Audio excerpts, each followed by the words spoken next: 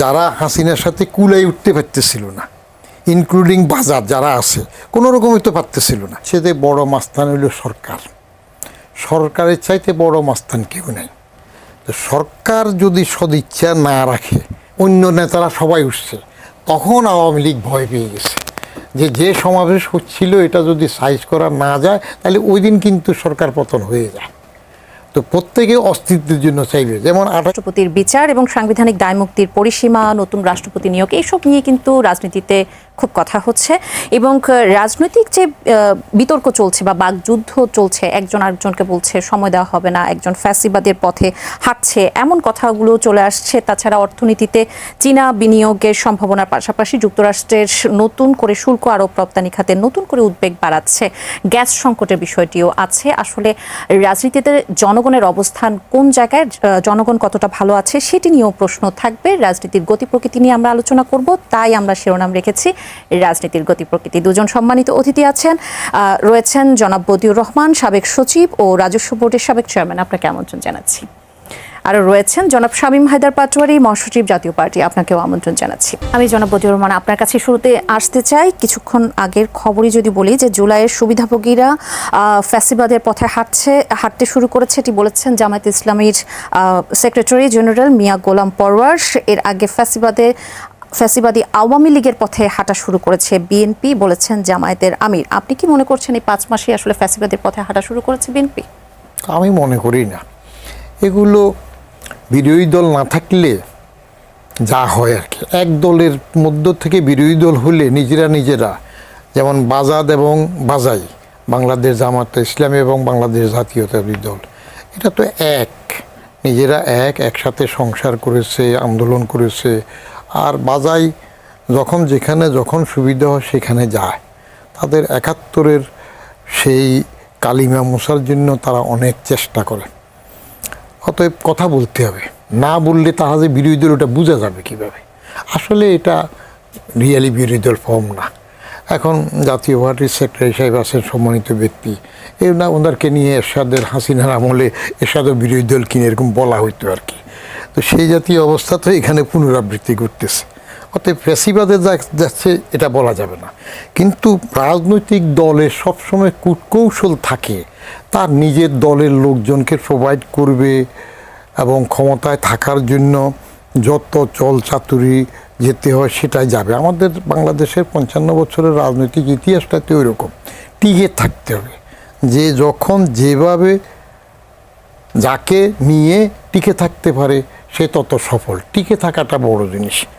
এখন গৃহপালিত বিরোধী দল নেওয়া হোক কিংবা গৃহপালিত রব হোক, যে যখন যেভাবে হয় টিকে থাকবে। অতএব যারা বিরোধী দল থাকবে তারা কিন্তু বাজার গরম করার জন্য কিছু বলবে, অস্তিত্বের প্রশ্ন আছে, বলতে হবে। ফখরুল ইসলাম আলমগীর বলেছেন জামাত গণতান্ত্রিক দল কিনা, সেই প্রশ্নের ভিত্তি কতটুকু দেখেন?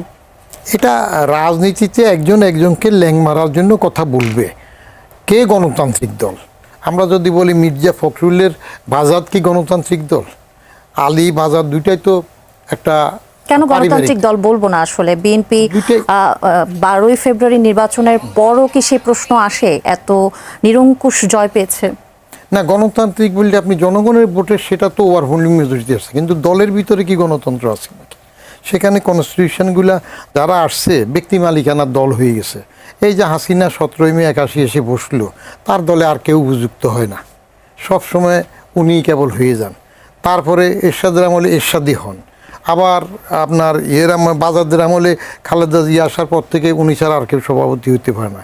তো গণতান্ত্রিক দলের মধ্যে কনস্টিটিউশন যদি এমন হয়, ভোট হয়, তো বলে দেখি সাফাই গায় যে কাউন্সিলে সবাই বলেছে উনি সিদ্ধান্ত নেবেন, এবং কাউন্সিলে বলেছে বা দল জানুক বা না জানুক, এই যে চুপ্পু যে আমাদের রাষ্ট্রপতি হয়ে গেল, দলের কেউ জানতো না।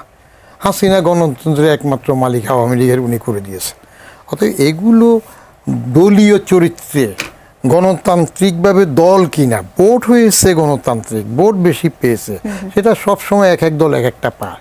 আর আমাদের দেখে রাজনীতির একটা হুজুক আছে, সেটা হইল যে যখন ক্ষমতায় থাকে তার একটা ক্যারিজমেটিক রোল থাকে। কেমন? কাউকে মেরে আসুক, কু করে আসুক, কিংবা সরিয়ে দিয়ে আসুক, আসলে একটা হিরো বনে যায়। হ্যাঁ, বঙ্গবন্ধু হত্যার পরে জিয়াউর রহমান ওভারওয়েলমিং মেজরিটি পেয়ে গেছে। আবার এরশাদ সাহেব আসার পরে সাত্তার সাহেবকে আউট করে তিনি একটা ভালো মেজরিটি পেয়ে গেলেন, টিকে রইলেন। এরপরে পার্লামেন্টারি ফর্মে আসার পরে বেগম জিয়া আপনার আপসীর নেত্রী হিসেবে টিকে আসলেন। তারপর তত্ত্বাবধায়ক বা ওই জাতীয় সরকার শাহাবুদ্দিন প্রথম সহ রোটেশনে একদল আসা শুরু হলো। যেই হাসিনা টের ফেল যে এইরকম হলে তো আবার আমি পরাজিত হইতে পারি, অতএব তত্ত্বাবধায়ক ব্যবস্থা বাদ দিল। তত্ত্বাবধায়ক ব্যবস্থা বাদ দেওয়াটাতে আমি ব্যক্তিগতভাবে খুশি হয়েছিলাম। তার কারণ যারা 5 বছর দেশ শাসন করবে, চালাবে, তাদেরকে নিযুক্ত করার জন্য 3 মাসের একটা বানর দরকার নাই। তো বানরের পিঠাভাগের জন্য বানরকে আনতে হবে না তো পিঠাভাগের জন্য। তাহলে এটা কার ব্যর্থতা? রাজনীতিকদের ব্যর্থতা।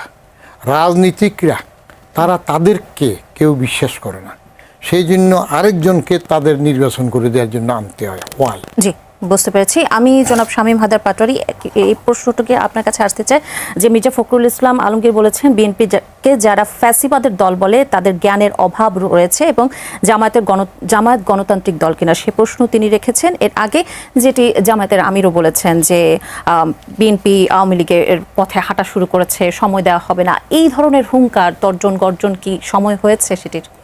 না, আমি মনে করি ইটস টু আর্লি। বিএনপিকে সেভাবে হার্শ ক্রিটিসিজম এখনই করা উচিত না। একটা বিষয়ে আমরা ক্রিটিসাইজ করতে পারি, আমাদের সকলের মনে হয়েছিল ভোটের পরে নতুন সরকার হয়তোবা আওয়ামী লীগকে সীমিত পরিসরে হলেও বৈধভাবে রাজনীতি করার সুযোগ দিবে, কিন্তু সংসদের প্রথম অধিবেশনে একটি অর্ডিন্যান্সকে র্যাটিফাই করা হয়েছে, যে অর্ডিন্যান্সের আন্ডারে একটা এক্সিকিউটিভ অর্ডার দিয়ে আওয়ামী লীগের কার্যক্রম সাময়িকভাবে নিষিদ্ধ করা হয়েছিল। যদি ওই অর্ডিন্যান্সটি সরকার র্যাটিফাই না করতো তাহলে automatically ipso facto by doctrine of eclipse automatically lapse হয়ে আওয়ামী লীগ রিভাইভ করতো। সেইটা সরকার করেছে, বুঝে শুনে করেছে কিনা আমি জানি না। কারণ আপনি যদি একটা মোটামুটি বৃহত্তম দলকে, যেটা রিলেভেন্ট, যার ভোট ব্যাংক আছে, সমর্থক আছে, তাকে সম্পূর্ণ বাইপাস করে বাদ দিয়ে সাইড লাইনে রেখে একটা দেশ চালাতে চান, এটা দীর্ঘমেয়াদী দেশের টেকসই তন্ত্রে একটা আঘাত হানবে। এবং ডেফিনেটলি যেটা আমাদের উনিও বললেন যে জামাত, বিএনপি, এনসিপি এই তিনটা একটাই দল। যতক্ষণ পর্যন্ত আওয়ামী লীগ রিভাইভ হচ্ছে না, এরা নিজেদের মধ্যে একটু দ্বন্দ্ব দেখাবে, যাতে জাতীয় পার্টিকে যেমন গৃহপালিত বলা হতো 14, 15, 16 সালে, সেটা জামাতকে বলা না হয়। তো তাতে তো আসলে মূল ক্যারেক্টারিস্টিকটা চেঞ্জ হবে না। ক্যারেক্টারিস্টিক হয় যে এই তিনটা দল একই দল, 3 দল মিলে আওয়ামী লীগকে কমব্যাট করার চিন্তা ভাবনা করছে। তার মানে আওয়ামী লীগের গুরুত্ব এখন এই পর্যায়ে আছে, 3টা দল এক হতে হয়। তখন যেটা হবে, যদি আওয়ামী লীগ কিছুটা দৃশ্যমান হয়, আস্তে আস্তে তার দৃশ্যমানতা বাড়াবে, তাদের উপর নির্যাতনও হবে, তখন এই 3টি দল একসাথে রাস্তায় নামবে এক পর্যায়ে। তো জনগণও দেখবে যে এই 3টি দল আসলে একটি দল। তাহলে সংসদে সেখানে কোনো বিরোধী দল থাকবে না। বিরোধী দলবিহীন সংসদ শেখ হাসিনার আমলে, যেটা আমাদের বিরুদ্ধে অভিযোগ বলা হয়, শেখ হাসিনা অনেকদিন চালিয়েছিল বিএনপিকে ছাড়া, 14 থেকে 18, আবার 18 থেকে তাদের কিন্তু 7 জন এমপি ছিল বিএনপির, আবার 24 সালে 6 মাস একটা সময় চালিয়েছে। তখন অর্থনীতি ভালো ছিল, আর তখন একটা গভর্নমেন্ট 8 থেকে 13 একটা টেনুর পার করেছে, অল ইনক্লুসিভ ভোটের একটা গভর্নমেন্ট 8-এ আসছিল। সেই গভর্নমেন্ট 5 বছর চালিয়ে তারপরে একতরফা ভোটে গিয়ে টিকিয়েছে। অর্থাৎ তার একটা সাজানো ছক ছিল, তার একটা প্রশাসন ছিল, তার একটা পুলিশ ছিল, তার একটা ট্যাক্স কালেকশন স্কিম ছিল, অর্থনীতি ভালো ছিল, বড় বড় মেগা প্রজেক্ট ছিল। বর্তমান সরকারের কি থাকবে আসলে? আজ থেকে 1 বা 2 বছর পরে বাংলাদেশের অর্থনীতি ভালো হওয়ার সম্ভাবনা খুব কম। সরকার হয়তো বা স্ট্রং হ্যান্ডে যাবে, কিন্তু তারপরও ব্যুরোক্রেসি, পুলিশ শেখ হাসিনার মতো নিতে পারবে, করতে পারবে। এটা সেখানে আমরা এখন এই বাস্তবতা কেন বলছি, 2024 সালের পরবর্তী যে বাস্তবতা দেখি, এত তাড়াতাড়ি আসলে আমরা একটি সরকারের কাছে কেন চাচ্ছি যে সবকিছু পরিবর্তন করে যাবে, যেটি আগের প্রশাসন বা আগের সরকারগুলো সব ভেঙে দিয়ে গেছে? না, আমরা চাচ্ছি না, কিন্তু আমি বাস্তবতা যেটা বলতে চাচ্ছি যে সরকার 2 বছর পরে বা 1 বছর পরে দুর্বলই হবে বা দুর্বলই থাকবে। তাহলে দুর্বল একটি সরকার এই পলিটিক্যাল ক্রাইসিস, ইকোনমিক ক্রাইসিসগুলো হ্যান্ডেল করতে পারবে? আমি খুশি হব যদি পারে, আমি খুশি হব যদি সরকার শক্তিশালী হয়, কিন্তু সেটার আপাত দৃষ্টিতে আমি সম্ভাবনা দেখি না। এবং সেটার ক্ষেত্রে যেটা ঘটবে, ইভেনচুয়ালি আলটিমেটলি দেশের অর্থনীতি মুখ থুবড়ে পড়তে পারে। দেখেন গ্যাসের সমস্যা এই মুহূর্তে চলছে, সরকার কিন্তু সামাল দিতে পারছে না। তেলের দাম বাড়বে, বৈশ্বিকভাবে সমস্যা, হ্যাঁ। কিন্তু জনগণ যারা ভুক্তভোগী, তারা কিন্তু এই বৈশ্বিক সমস্যাটাকে বৈশ্বিকভাবে দেখে না। তাদের সামনে থাকে সরকার, তাদের সামনে থাকে এস্টাবলিশমেন্ট। এদেশের সরকার সবসময়ই অ্যান্টি এস্টাবলিশমেন্ট, সরকার বিরোধী।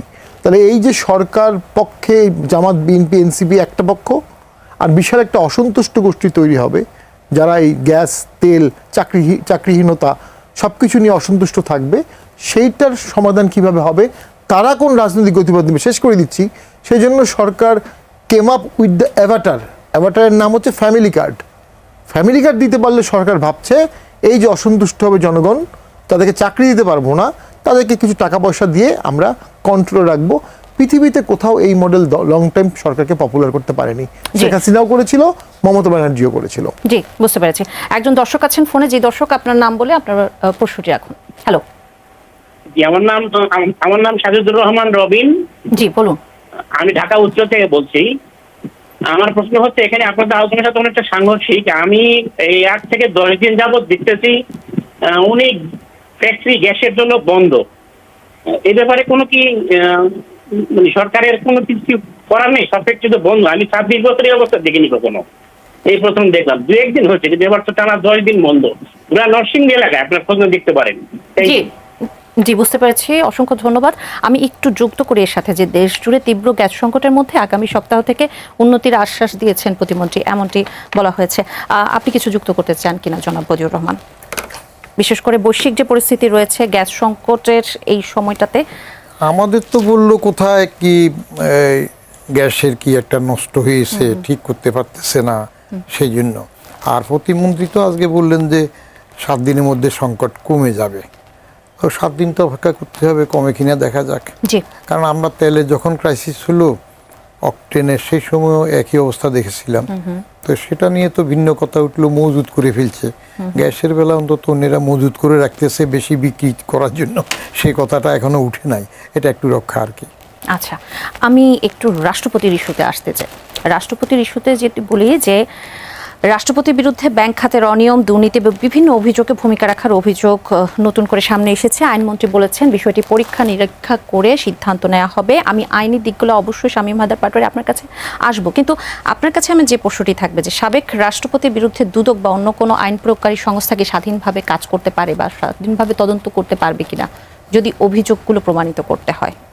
স্বাধীনভাবে কাজ করতে পারবে কি না শুধু রাষ্ট্রপতি কেন, যদি বদিউর রহমানের বিরুদ্ধেও স্বাধীনভাবে কাজ করতে পারবে কি না এটা নির্ভর করে তারা কতটুক স্বাধীনতা ভোগ করতে পারে।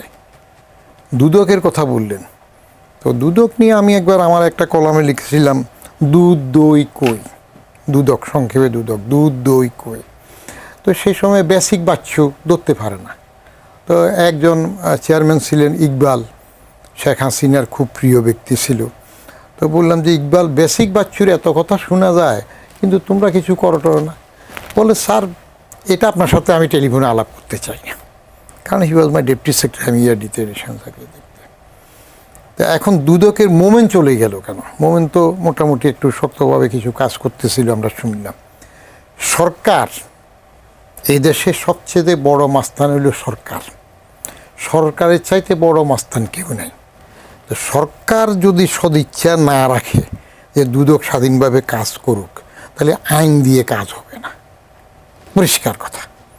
রাষ্ট্রপতির বিরুদ্ধে রাষ্ট্রপতির দায় মুক্তিটা হইল যতদিন তিনি রাষ্ট্রপতির কার্যভারে ছিলেন ততটুক। রাষ্ট্রপতি চেয়ারে যতদিন কাজ করেছেন ততদিনের ওনার দায় মুক্তি, ওই সময়ের কাজের জন্য তাকে আটকানো যাবে না। কিন্তু তার আগের পিরিয়ড যদি উনি কোনো অন্যায় করে থাকেন, ফৌজদারি অপরাধ করে থাকেন, সেগুলা করা যাবে, তদন্ত করা যাবে, ধরা যাবে। আবার পরের পিরিয়ডে যদি এখন বাসায় চলে আসছেন যদি করে, সেটাও ধরা যাবে। প্রশ্ন হলে করবেন কি না, কতটুক করবেন, কারণ কে কাকে কতটুক খাতির করবেন। আর সুপ্রিম বেলায় তো একটা ঐতিহ্য আছে যে রাষ্ট্রপতি, ওই একটা আমি তাজ্জব হইলাম, আমার একটা কলামে লিখলাম যে রাষ্ট্রপতি হইলে কি নামের পিছন অংশ কেটে ফেলতে হয় নাকি? আব্দুল হামিদ যখন স্পিকার ছিলেন তিনি আব্দুল হামিদ অ্যাডভোকেট লিখতেন, এমপি হিসাবে স্পিকার থাকতে অ্যাডভোকেট। যে রাষ্ট্রপতি হইলেন উনি নামের পিছন দিয়ে লেজটা কেটে ফেললেন, আব্দুল হামিদ অ্যাডভোকেট কাটা। সুপ্পু তার কলাম লেখার থেকে শুরু করে কমিশনার দুদকে টুদকে যতক্ষণ বিচার যখন ছিলেন তখন তিনি শাহাবুদ্দিন সুপ্পু, এখানে এসে সুপ্পু কেটে ফেললেন। এখন কি অ্যাফিডেভিট করে কাটলেন না কেমনে কাটলেন, আবার ওই নামটুকু কাটলে তার নাম দেখে নির্বাচন কমিশন আবার তাকে অ্যালাউ করলো কীভাবে নামের নাম মিললে। তো এই জাতীয় এদেরকে নিয়ে আপনি কথা বলে তো লাভ নেই। ফেভার সরকারের উপর নির্ভর করবে, সরকার কি সিরাতুল মুস্তাকিম থাকবে নাকি অন্য দিকে যাবে। শামীম হায়দার পাটোয়ারি, স্বরাষ্ট্রমন্ত্রী বলেছেন রাষ্ট্রপতি দায়িত্ব পালনকালে সাংবিধানিকভাবে প্রিভিলেজড বা ইমিউনিটি ভোগ করেন। আমরা জানি 51 অনুচ্ছেদ অনুযায়ী তিনি সেটি পান এবং তাই তার বিরুদ্ধে ফৌজদারি অপরাধে মামলা করা যায় না। পদত্যাগের পর সাবেক রাষ্ট্রপতির বিরুদ্ধে কোনো অভিযোগ উঠলে বা তার আগে রাষ্ট্রপতি থাকার আগে যদি তার অপরাধের তদন্তগুলো চাওয়া হয় বা ফৌজদারি কোনো অপরাধের মামলা করা যায় কিনা।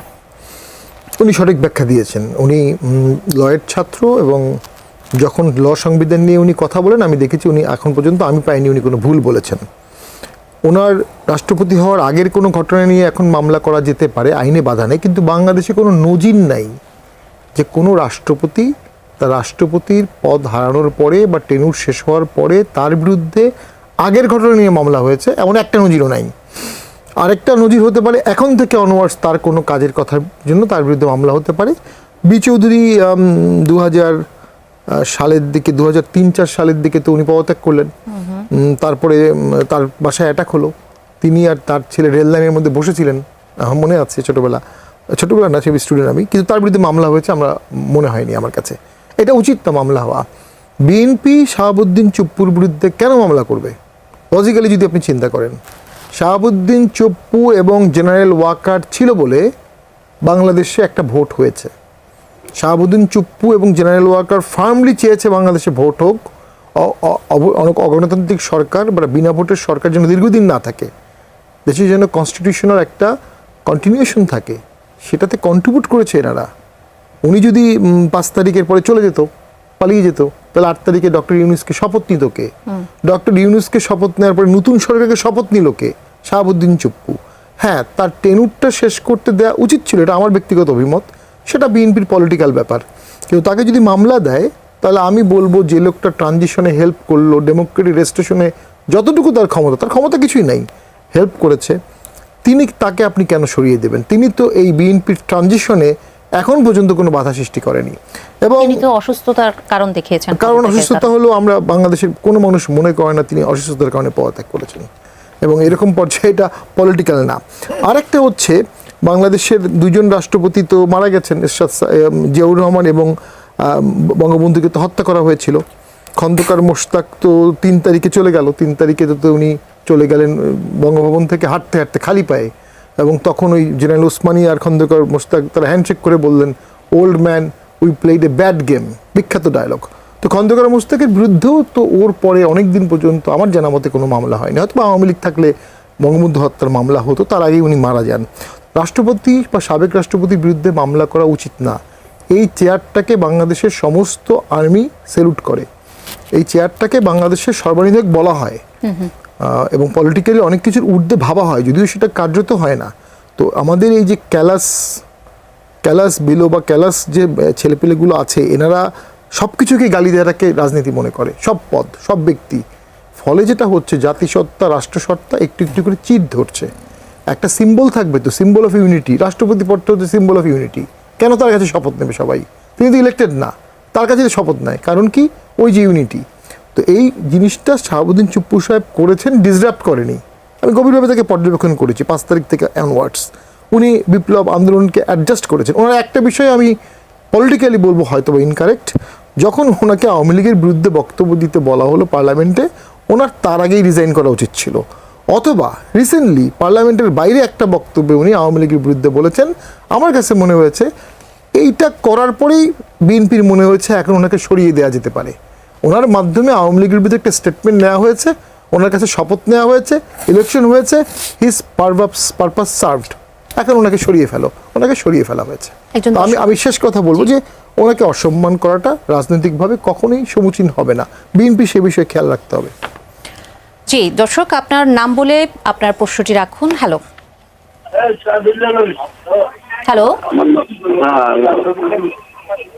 আমার নাম মোশাররফ হোসেন। জি বলুন। আমি জানতে চাইলাম পাটোয়ারি সাহেবের কাছে যে এরা দলীয়ভাবে কোনো সংযোগ মিটিং করে না কোনো জেলায় বা কোথাও। আচ্ছা, বুঝতে পেরেছি। একটু প্রশ্নটির উত্তর চাবো আপনার কাছে। না, আমরা করেছি, হয়তো বা কম হচ্ছে আস্তে আস্তে। আমরা বিগত নির্বাচনে অংশগ্রহণ করার পরে ন্যাচারালি আমাদের ইলেকশনের রেজাল্টটা আমাদেরকে শকড করেছে, কিন্তু আমরা ডিমোরালাইজ না, আমরা আস্তে আস্তে গুছাচ্ছি। এবং আমরা সামনে স্থানীয় সরকার নির্বাচনে কি আপনারা অংশগ্রহণ করবেন? দেখুন, যেহেতু ওখানে মার্কা থাকবে না এখন পর্যন্ত, সেই হিসাবে আমি মনে করি এটা দলীয়ভাবে খুব প্রভাবিত করার কিছু নাই।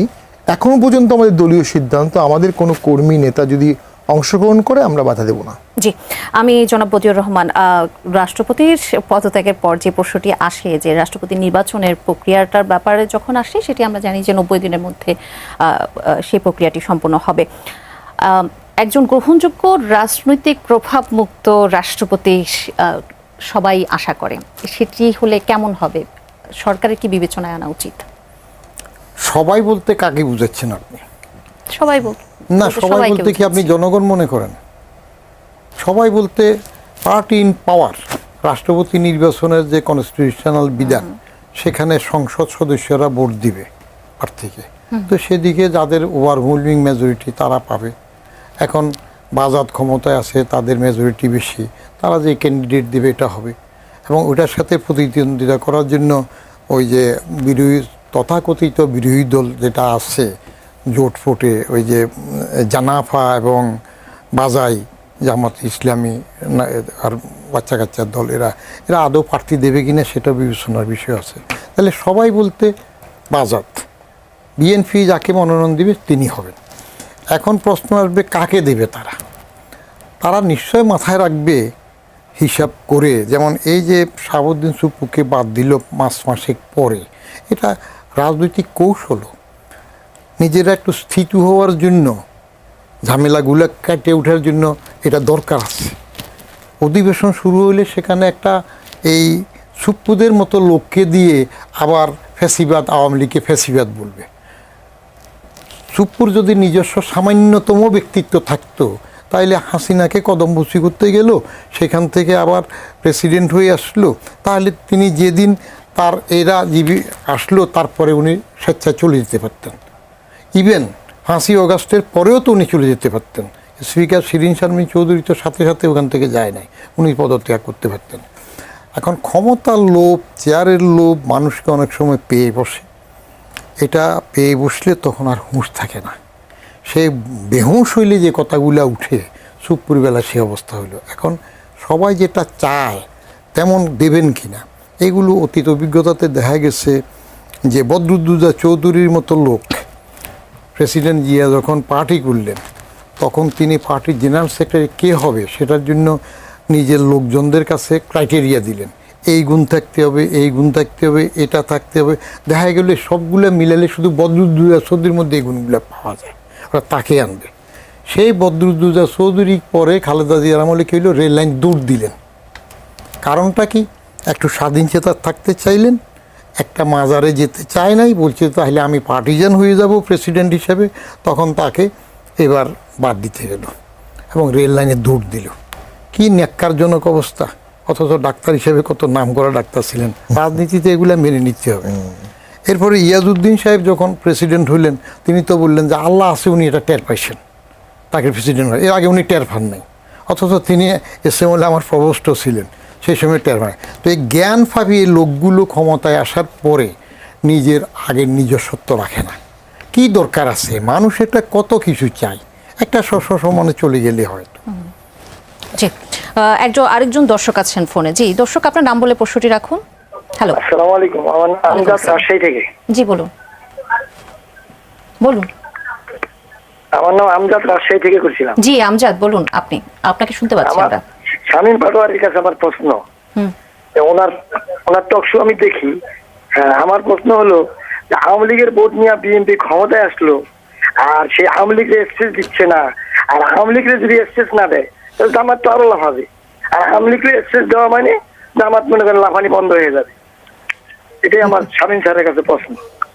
জি, জনাব শামীম হায়দার পাটোয়ারি, আপনার কাছে আসি প্রশ্নের উত্তরটা। দেখুন, শেখ হাসিনা যখন দুর্দান্ত প্রতাপে দেশ চালাচ্ছিল 3টা বিতর্কিত ইলেকশনের মাধ্যমে, আমি অস্বীকার করব না, কিন্তু উনি চালাতে পেরেছিলেন কিন্তু শক্ত হাতে আনটিল 24-এর আন্দোলন আগ পর্যন্ত। আমরা তখন বলতাম শেখ হাসিনার ভয়ে বাঘ শেয়াল একসাথে পানি খায়, বাঘে হরিণে একসাথে পানি খায়। এখন শেখ হাসিনা ডিসেম্বরে আসতে পারেন একটা ঘোষণা দিয়েছেন, যেটা অনেক অঙ্ক আছে। সেই ঘোষণার সাথে সাথেই কিন্তু চুপ্পু সাহেবের যাওয়ার প্রস্থানের হয়ে গেল, অর্থাৎ চুপ্পু সাহেবকে রাখতে আর সরকার সাহস পাচ্ছে না। এবং একই সাথে মাননীয় প্রধানমন্ত্রী সমস্ত দলকে ডাকলেন, খাওয়ালেন, ডিম টিম দিয়ে ভাত টাত খাওয়ালেন। অর্থাৎ শেখ হাসিনা আসার ঘোষণাতেই বিএনপি, জামাত, এনসিপি সমস্ত দল এক হওয়ার প্ল্যাটফর্ম তৈরি হয়ে গেছে। তো প্রবলেমটা যেটা হচ্ছে, জামাত ক্ষমতার দ্বার প্রান্তে চলে গিয়েছিল বিগত ভোটে, কিন্তু জামাত মনে করে তাদেরকে হারিয়ে দেওয়া হয়েছে। এই থিওরিটা কিন্তু জামাত স্ট্যাবলিশ করেছে তাদের নেতাকর্মীর মধ্যে। এবং জামাত মনে করছে যদি বিএনপি ব্যর্থ হয়, যদি জাতীয় আওয়ামী লীগ মাঠে না থাকে, হয়তো বা নেক্সট গভর্নমেন্টটা জামাতের হবে। সেই হিসাবে জামাত একদম ফুললি বিএনপির সাথে মিশে যাওয়ার ক্ষেত্রে একটা হেজিটেন্ট হচ্ছে। পাশাপাশি বিরোধী দলের যে একটা ভ্যাকুয়াম আছে, জাতীয় পার্টি সংসদে নাই, আওয়ামী লীগ সংসদে নাই, এই ভ্যাকুয়ামে জামাত এবং এনসিপি ভাবছে চিল্লাচিল্লি করে মার্কেট পাওয়া যাবে, চিল্লাচিল্লি করলে বিরোধী দল হওয়া যাবে। সেই কারণে তারা অনেক সমালোচনা করছে। বাট আমি মনে করি আওয়ামী লীগকে যখন আপনি রিভাইভ করবেন, জামাত, এনসিপি, বিএনপির পতাকা তলে আসতে বাধ্য, টোটালি।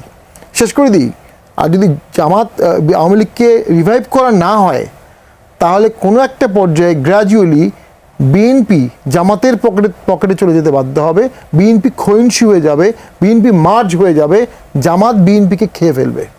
কারণ জামাত একটা হার্ডলাইন দল, ওই পাশে পর্দার পারে বা নিষিদ্ধ হয়েও আওয়ামী লীগ একটা হার্ডলাইন দল।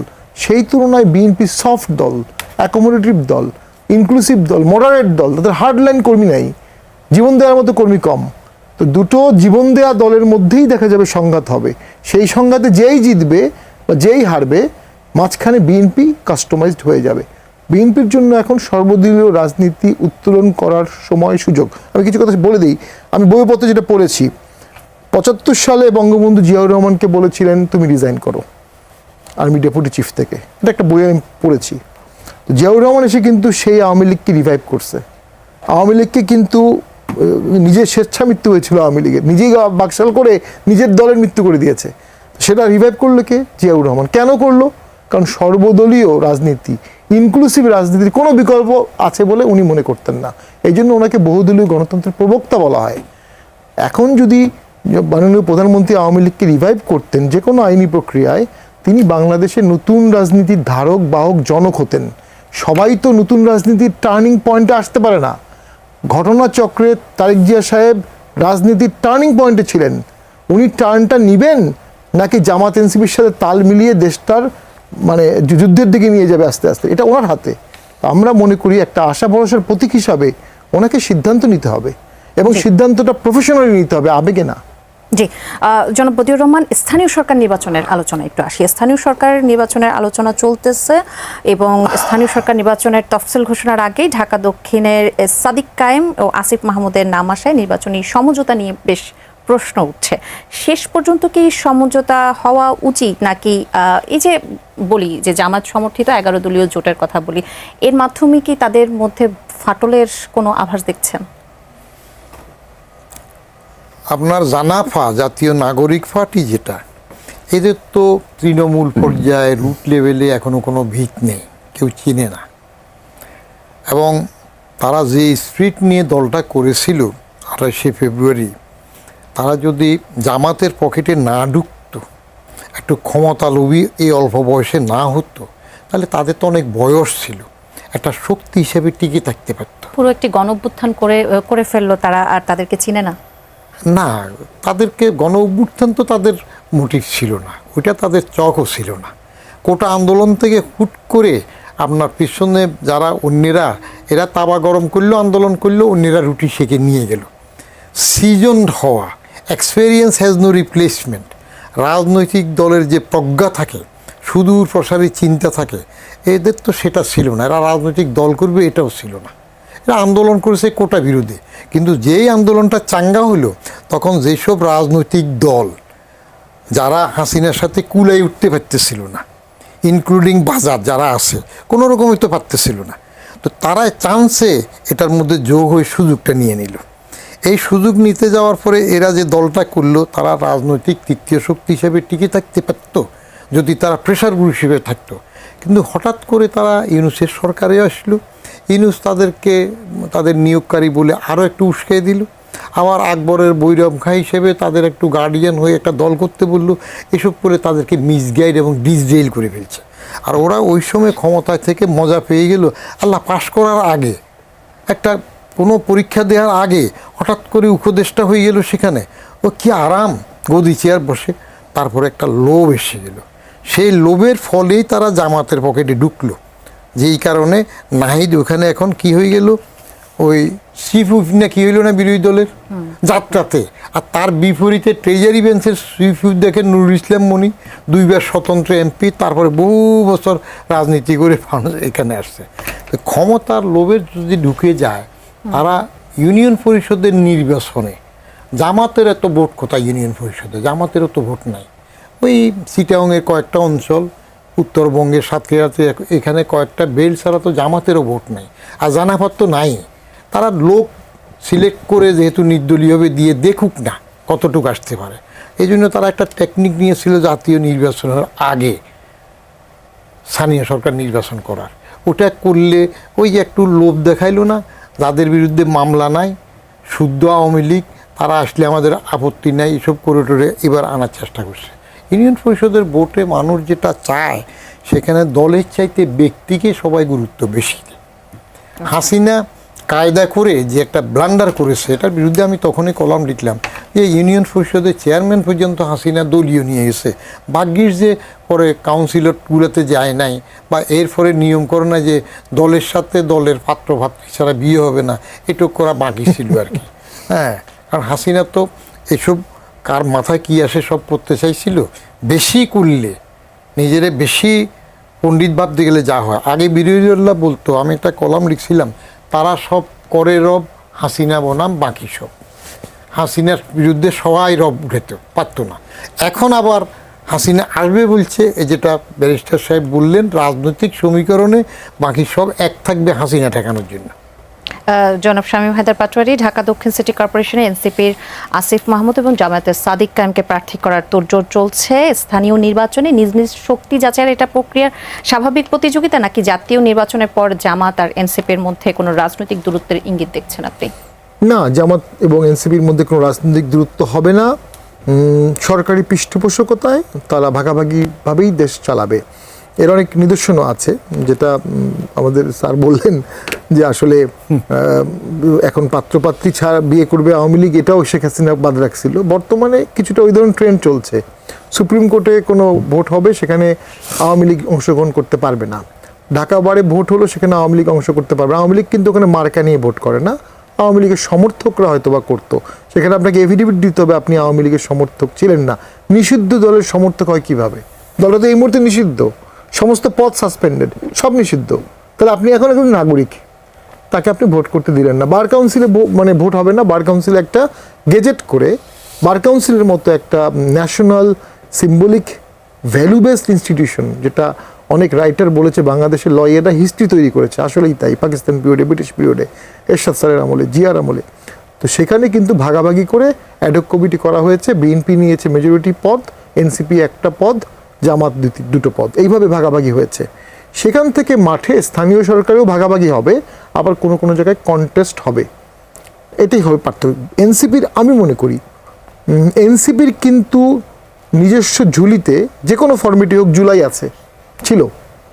জুলাই নিয়ে এনসিপি আর অনেকদিন রাজনীতি করতে পারত, কিন্তু যখনই তারা জামাতের সাথে জোট করলো, এনসিপিকে নিয়ে আমাদের যে প্রেডিকশন ছিল, এটা জামাতেরই অঙ্গ সংগঠন, সময় এলে দেখবেন এরা জামাতেই চলে যাবে, প্রেডিকশনটা খাপে খাপে ভোটের আগে মিলে গেল। Only at the cost of 6 seat. এত বড় আন্দোলনের পরে, এত বড় ট্রানজিশনের পরে 6 সিটের বিনিময়ে এনসিপির টোটালটাই জামাতে ঢুকে গেল। এখান থেকে আর বেরোতে পারবে না, কারণ এখন নিরাপত্তা ঝুঁকি বাড়বে। তারা নিজেরাই বলছে আওয়ামী লীগ আসলে এটা হবে, আরও বেশি আষ্টে পৃষ্ঠে তারা জামাতের সাথে যাবে। একটাই ভোট ব্যাংক তারা ক্যারি করবে। এর বিপরীত ভোট ব্যাংকটা এখন তৈরি হচ্ছে। এর বিপরীত ভোট ব্যাংকটা কে লিড করবে, কিভাবে লিড হবে, এটাই সামনের দিনের রাজনীতি হবে। ধন্যবাদ। জনাব বদিউর রহমান, আপনার কাছে আসতে চাই। চট্টগ্রামের আনোয়ারায় চাইনিজ ইকোনমিক অ্যান্ড ইন্ডাস্ট্রিয়াল জোনে প্রায় $1.3 বিলিয়ন বিনিয়োগ ও 1 লাখের বেশি প্রত্যক্ষ পরোক্ষ কর্মসংস্থানের সম্ভাবনা তৈরি হয়েছে এবং আপনি জানেন যে আজকে উদ্বোধন করা হয়েছে এবং পর্যবেক্ষকদের মতে এই প্রকল্প বাংলাদেশ চীন অর্থনৈতিক সম্পর্কের নতুন যুগের সূচনা। আপনি কি মনে করেন? এটা তো আমি ওয়েলকাম করব, ভালো যদি আমাদের কর্মসংস্থান হয়। আমাদের প্রধানমন্ত্রী চীনে গেলেন, সুসম্পর্ক ভালো হলে যদি করে অসুবিধা কি? আমাদের তো ভূ রাজনীতিতে একটা বড় শক্তির সাথে ব্যালেন্স করতে হয়। আমরা এমন পজিশনে আছি, একটা বড় প্রতিবেশী আছে, সবসময় জ্বালাতন করতে পারে, ঝামেলা। তো ওইটাকে যদি ব্যালেন্স করতে হয়, এটার সাথে তো আরেকটা বড় শক্তিও আমাদের দরকার। আর চীনের সাথে আমাদের সম্পর্ক তো আগের থেকেও ভালো চলতেছে, যদিও দেশ স্বাধীন হওয়ার পরে তারা আমাদেরকে পাকিস্তানি গ্যাসা হিসাবে স্বীকৃতি দিতে চায় না, বহু পরে দিয়েছে, কিন্তু এখন তো লেনদেন ভালো। এটা যদি হয়, আরও বিনিয়োগ যদি আসে, এটা আমাদের জন্য ভালো, ওয়েলকাম। জি, জনাব শামীম হায়দার পাটোয়ারী, প্রধানমন্ত্রী 18 মাসের মধ্যে প্রথম কারখানা চালু চ্যালেঞ্জ দিয়েছেন এবং বেজা 14 দিনের মধ্যে ব্যবসা শুরুর অনুমোদন দেওয়ার কথা বলছে।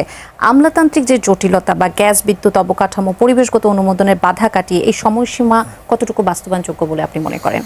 না, সরকারি এই উদ্যোগগুলো ভালো। 14 দিনের মধ্যে ডুইং ইজ বিজনেস সূচকে যে জিনিসগুলো দরকার সেগুলো সরকার উদ্যোগ নিয়েছে, এগুলো যদি কাজে লাগানো যেতে পারে অবশ্যই ভালো হবে। কিন্তু মুশকিল হলো একটা পলিটিক্যাল রেজলিউশন, রিকনসিলিয়েশন ছাড়া যারা পুঁজিবাদী, যার পুঁজি আছে, সে পুঁজিটাকে রিস্কি দেশে কেন ইনভেস্ট করবে? তার পুঁজি ইনভেস্টের আগে সে স্ট্যাবিলিটি দেখবে যে 10 বছর এই দেশটা শান্ত থাকবে কিনা, এই দেশে আমি ইনভেস্ট করব, হরতাল হবে কিনা, রাস্তাঘাট বন্ধ হবে কিনা, আমি এক্সপোর্টের এলসি পাবো, আমি এলসিটা টাইমলি করতে পারবো কিনা, আমি জ্বালানি পাবো কিনা। That is very important. বাংলাদেশে তো সামনে জ্বালানির দাম আরও বাড়াতে হবে, কারণ আন্তর্জাতিক বাজারে বাড়বে। IMF কোনো টাকা দিচ্ছে না বাংলাদেশকে এখনও। সরকার এর মধ্যে প্রায় 50,000 কোটি টাকার বেতন বাড়িয়ে ফেলেছে ইতিমধ্যে, সরকার লোন বাড়াচ্ছে সামনে। তো আস্তে আস্তে তো এগুলো আরও বাড়বে। এই ধাক্কাগুলো নিয়ে অর্থনীতি আগানো টাফ হবে এবং ডুইং ইজ বিজনেস আপনি যতই ভালো করেন, যদি দেশে পলিটিক্যাল স্ট্যাবিলিটি না থাকে, ইকোনমিক স্ট্যাবিলিটি আসবে না। পাশাপাশি আমি দেখছি এখানে 5-7 বছর আগের, 4 বছর আগের ভ্যাটের বা অন্যান্য ট্যাক্সের ফাইলগুলো টান দিয়ে ব্যবসায়ীদেরকে পুরনো কর দিতে বাধ্য করা হচ্ছে। তাহলে বর্তমানে যে প্রাইভেট প্রতিষ্ঠানগুলো বেতন দিতে পারছে না, ইলেকট্রিক বিল দিতে পারছে না, তাদের উপরে আবার পুরনো করের বোঝা দেওয়া হচ্ছে। এবং বেছে বেছে হেলদি যারা টিকে গেছে, যেসব প্রতিষ্ঠানের সক্ষমতা আছে, লিডারশিপ আছে, তাদেরকে নির্যাতনের শিকার করা হচ্ছে। তারা আরও সংকুচিত হবে এই নির্যাতনের ভয়ে। তো আমি অর্থনীতিতে খুব বড় সুবাতাস দেখি না। তবে এখন আমি মনে করি যে সরকার উদ্যোগগুলো নিয়েছে এগুলো অনেকগুলোই ভালো। পাশাপাশি সরকারকে পলিটিক্যাল সলিউশনের দিকে হাঁটতে হবে, একটা রিকনসিলিয়েশন দরকার এদেশে, তাহলে অর্থনীতি ভালো হবে। এখানে আমি একটা জিনিস খুবই আমাকে আপসেট করলো, গতকালকে একটি কমপ্লেইন করেছে রাষ্ট্র সংলাপ ফোরাম যুদ্ধাপরাধী ট্রাইব্যুনালের প্রসিকিউশনের কাছে, যে অনেক শিল্পী, গায়িকা, নায়ক, নায়িকা বলা হচ্ছে তারা সেই সময় জুলাই আপরাইজিংয়ে কন্ট্রিবিউট করেছিল। 2-1 বিরুদ্ধে ওই সময় অভিযোগ ছিল, তারা ঘোরাঘুরি করেছিল। বাকিরা অনেকে কিন্তু জুলাইয়ের সময় দৃশ্যমান ছিল না কোনো দিকেই। তাদের অভিযোগ হচ্ছে তারা বর্তমানের ক্রিটিসিজম করছে, এই জুলাইকে যারা ধারক বাহক করছে তাদের বিরুদ্ধে। তার মানে আপনি মত প্রকাশনের স্বাধীনতাকে রুদ্ধ করার জন্য আইসিটি ট্রাইব্যুনালকে ব্যবহার করা শুরু করেছেন, হুইচ ইজ ভেরি ব্যাড।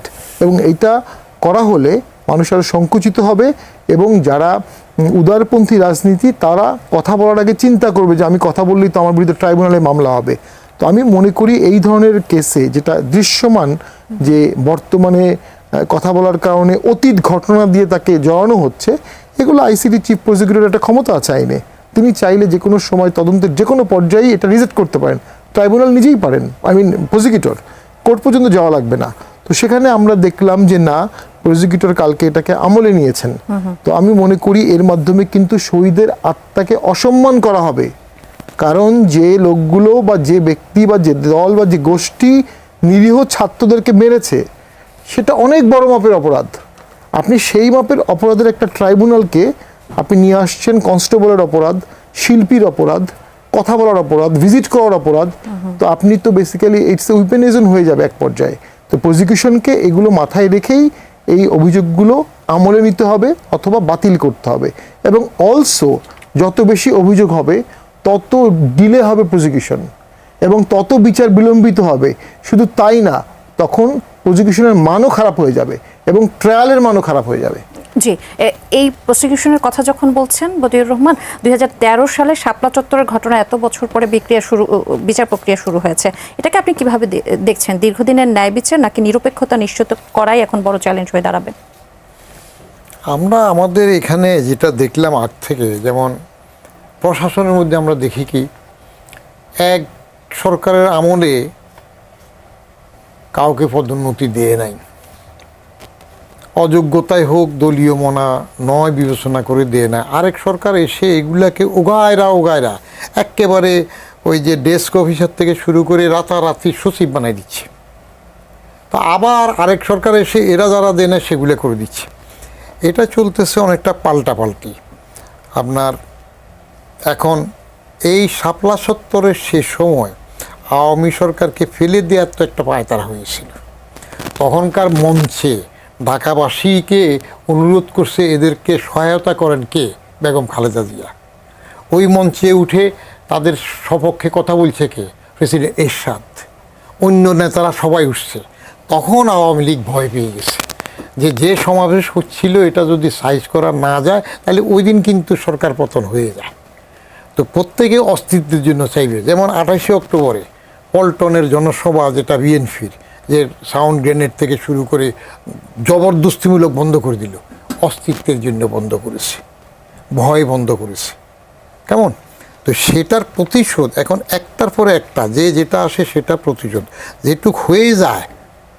একবার হয়ে গেলে নিরপেক্ষভাবে সেই বিচারটা যদি হয় সবাই ওয়েলকাম করবে, এটা ঠিক আছে। নিরপেক্ষ হবে কি না সেটা নিয়ে বিরাট প্রশ্ন আছে। কারণ রিজিম চেঞ্জ হলে আমরা কী দেখি? আমাদের আদালতের উপরেও তো আস্থা নাই।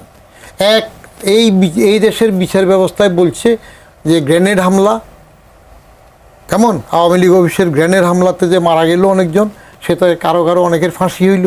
রিজিম চেঞ্জ হইল, আরেক বিচারকরা এসে বলল কুল্লে খালাস, সবাই নিরপরাধ। আপনি বিচারের উপর আস্থা রাখবেন কেমনে? কোন বিচারটা সঠিক হচ্ছে বিশ্বাস রাখবেন কীভাবে? রিজিম চেঞ্জ হচ্ছে, কথা বদলে যাচ্ছে। খুন তো হয়েছে, তাহলে সেটার বিচারও না। আচ্ছা, 1/6/1981 আপনি সব হত্যার বিচার হওয়াই দরকার, কোনো হত্যার বিচার না হওয়া আমাদের কাম্য না। তো 5 তারিখের 5ই মের বিচারও হওয়া উচিত।